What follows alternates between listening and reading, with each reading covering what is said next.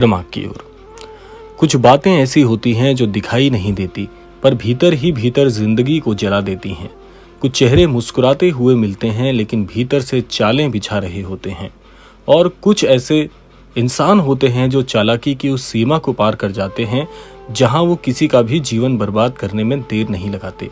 आज की ये कथा उस स्त्री की है जिसने बड़ी सावधानी और चालाकी से एक सुशील, साधारण और धर्मपरायण महिला के पति को बहकाने का काम शुरू किया है, वो भी बिना किसी को भनक लगे। परंतु कहते हैं ना, जो नीम करोड़ी बाबा को मानता है उसका भला कोई क्या ही बिगाड़ सकता है। और जो बाबा के बताए मार्ग पर चलते हैं उसे समय रहते चेतावनी मिल ही जाती है। तो चलिए आज हम जानते हैं उस पूरे मायाजाल को और सीखते हैं बाबा के उपदेश जो हर नारी और पुरुष को इन षड्यंत्रों से बचा सकते हैं। इसीलिए अगर आप तक भी आज का ये क्रमांक पहुंचा है तो बड़े ध्यान से इस क्रमांक को सुनिएगा ताकि संपूर्ण जानकारी से आप अवगत हो पाएं। तो आइए प्रारंभ करते हैं आज के इस दिव्य क्रमांक की ओर। सबसे पहले आपको जानना होगा कि वो चालाक महिला कौन है जिसने धीरे धीरे अपने इस साजिश के जाल को बिछाना शुरू कर दिया है। उस महिला का नाम कोई नहीं जानता था लेकिन उसका अंदाज हर किसी को अपनी ओर खींचता था। सौम्यता की आड़ में एक मायावी मुस्कान, विनम्रता के पीछे छिपा घमंड और सबसे खतरनाक बात, वो हर घर में धीरे धीरे अपनी जगह बनाना जानती थी। कभी सहानुभूति की बात तो कभी घर की परेशानियों का नाटक। और धीरे धीरे उसने तेरे घर में जगह बनाने का काम शुरू किया है। उसने धीरे धीरे इस बात का एहसास तेरे पति को कराने का कार्य शुरू भी कर दिया है कि तू उसके लायक नहीं।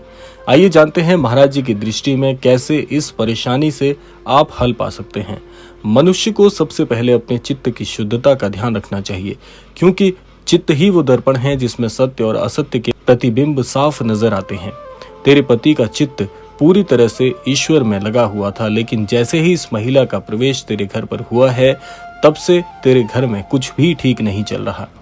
तेरे घर में छोटी छोटी बातों में लड़ाई का होना, झगड़ों का बढ़ना, घर का माहौल पूरी तरह से बहुत नकारात्मक हो जाना, घर में एक दूसरे के प्रति विनम्रता का भाव टूटना और ना जाने छोटी छोटी परेशानियां किस प्रकार से बड़ी बनने लगी, ये समय के रहते किसी को पता नहीं चल पाया। उस महिला की सबसे बड़ी चाल यही है कि तेरे घर में शांति का अनुभव किसी को भी ना हो पाए, तेरे घर से सुख और शांति दोनों ही बाहर चले जाएं। वो महिला जब भी किसी और से तेरे बारे में अच्छी बातें सुनती है तो कहीं ना कहीं ये अच्छी बातें उसको चुभती हैं। महाराज जी इसीलिए कहते हैं कि बार बार जब कोई तुम्हारी छवि को खराब करने का प्रयास करे उस समय मन को बहुत शांत रखना जरूरी है। आइए अब जानते हैं कि मायाजाल की परतें कैसे खुलती हैं। उस महिला का हर कदम बहुत ही सावधानी से उसने रखा। कभी झूठी मदद का बहाना बनाया, कभी रोने की नाटकबाजी की और कभी अपने आप को ऐसा जताया कि वो तुम्हारी बहुत फिक्र करती है। लेकिन उसके मन में पल रही सारी साजिशें कहीं ना कहीं इस बात को सार्थक कर देती हैं कि वो महिला तेरे घर से सुख और शांति पूरी तरह से छीनने आई है। जो अति निकटता दिखाता है वो सदैव संदेहास्पद होता है। तेरे पति को समझ में नहीं आ रहा था कि ये सारी परेशानियां घर में कैसे आ रही हैं। तेरे घर में जैसे हर एक व्यक्ति की व्यक्तिगत तरक्की रुक सी गई है। घर में आर्थिक संकट भी बहुत ज्यादा आ रहे हैं, यानी कि चारों तरफ से देखा जाए तो घर में परेशानियों का सैलाब सा उमड़ आया है। यहाँ तक तो बात हो गई परेशानियों की, लेकिन अब जानते हैं महाराज जी का उपाय क्या है, चेतावनी क्या है। आइए अब इस ओर बढ़ते हैं। महाराज जी कहते हैं जहाँ मोह बढ़े वहीं होश घटता है। बाबा ने तुझे एक सरल उपाय बताया है कि प्रतिदिन तुलसी के आगे दीपक जलाकर ये प्रार्थना करना कि हे प्रभु, जो सत्य है वही प्रकट हो और जो अंधकार है वो दूर हो। इसीलिए आपको इस बात का ध्यान रखना है कि घर में किसी भी प्रकार से आध्यात्मिक माहौल की कमी ना हो, यानी कि घर में भजन कीर्तन, ईश्वर की पूजा, विधि विधान सब चीजें समय के अनुकूल होते रहनी चाहिए। अगर ये चीजें घर में धीरे धीरे रुक जाती हैं तो वहां पर नकारात्मकता अपने पैर पसारने शुरू कर देती है। इसीलिए आपको अपने घर में सबसे पहले आध्यात्मिकता को बढ़ाना होगा। इसके लिए महाराज जी ने बहुत सरल से उपाय बताए हैं। पहला उपाय है कि घर में हनुमान चालीसा का नियमित पाठ करना आपके लिए परम अनिवार्य है। इसीलिए चाहे कुछ भी हो जाए, रोजाना 7 दिन और पूरे महीने आपको श्री हनुमान चालीसा का पाठ प्रातः काल के समय और सायंकाल के समय जरूर करना ही है। इससे आपके घर की नकारात्मकता आपके घर से बाहर हो जाएगी और सकारात्मकता घर में प्रवेश करेगी। जितने भी आपके घर के लोगों के काम अटक रहे हैं वो सारे काम धीरे धीरे बनने शुरू हो जाएंगे। दूसरा बहुत सरल उपाय महाराज जी ने बताया है कि जब किसी भी प्रकार की कोई आध्यात्मिक पद्धति आपको नहीं समझ रही हो या ना समझ में आ रही हो तो आपको सिर्फ एक काम करना है कि पूरे मन से श्री राम जी के नाम का जाप अपने घर में करना प्रारंभ कर देना चाहिए। ऐसे में होता क्या है कि श्री राम जी के नाम में ही इतनी शक्ति है कि आप किसी भी पूजा विधि विधान को यदि नहीं भी जानते हैं तो भी आपके सारे काम बनने शुरू हो जाते हैं। अगला उपाय महाराज जी ने बताया है कि मंगलवार और शनिवार के दिन आपको नजदीकी श्री हनुमान मंदिर या नजदीकी श्री राम मंदिर में जाना बहुत बहुत अनिवार्य है और इस दिन आपको श्री राम जी के श्री हनुमान जी के दर्शन करने ही करने हैं। इस बात को गांठ बांध लीजिए।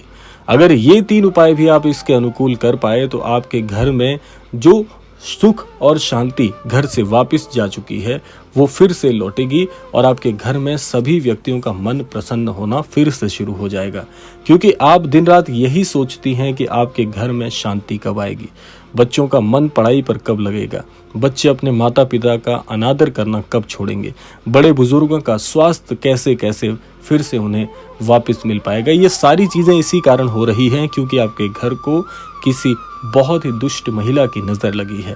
इसीलिए आप यहाँ तक इस क्रमांक को यदि सुन पाए हैं तो आप यहाँ पर समझ ही गए होंगे कि कौन ऐसी वो महिला है जो आपके घर में इन सारी चीजों का मूल कारण हो सकती है। और इसीलिए बार बार आपको ये जो स्वप्न आते हैं डरावने, इसके पीछे भी यही वजह है कि आपके स्वप्न के माध्यम से आपको आपके इष्ट देवता यही समझाना चाह रहे हैं कि आपके घर में किसी बुरी शक्ति का प्रवेश हो गया है। इसीलिए आपको यहाँ पर सावधान होने की परम आवश्यकता है। आइए जानते हैं इस क्रमांक में कि बाबा जी की सीख आपके लिए क्या है। देखिए, हर स्त्री जो इस वीडियो को देख रही है उसे बहुत ध्यान से इस बात को सुनना है कि आपको धार्मिक माहौल नहीं खोना चाहिए, सच का साथ रखना चाहिए। और फिर भी अगर आपको किसी प्रकार की परीक्षाबद्ध स्थिति में परेशानियां आ रही हैं तो महाराज जी के सानिध्य को नहीं छोड़ना है। महाराज जी के बताए मार्गों पर चलने का आपको नियमित और निरंतर रूप से प्रयास करते रहना चाहिए।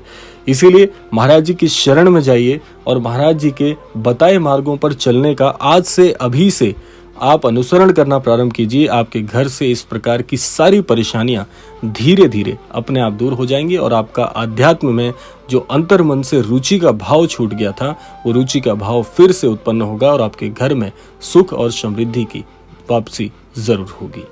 तो ये था आज का अद्भुत क्रमांक। आशा करते हैं क्रमांक आप सबके लिए फलदायी हो। इसी कामना के साथ समय आता है विदा लेने का, और विदा लेने से पूर्व समय है रोजाना की प्रार्थना का। यही प्रार्थना करना चाहूंगा कि श्री महाराज जी सभी को सन्मति और सद्बुद्धि की प्राप्ति कराएं और इस संपूर्ण सृष्टि का, इस संपूर्ण लोक का कल्याण हो। इसी कामना के साथ विदा लेते हैं। मिलते हैं अगले क्रमांक में। तब तक के लिए जय श्री राम, जय गुरुदेव, जय उत्तराखंड।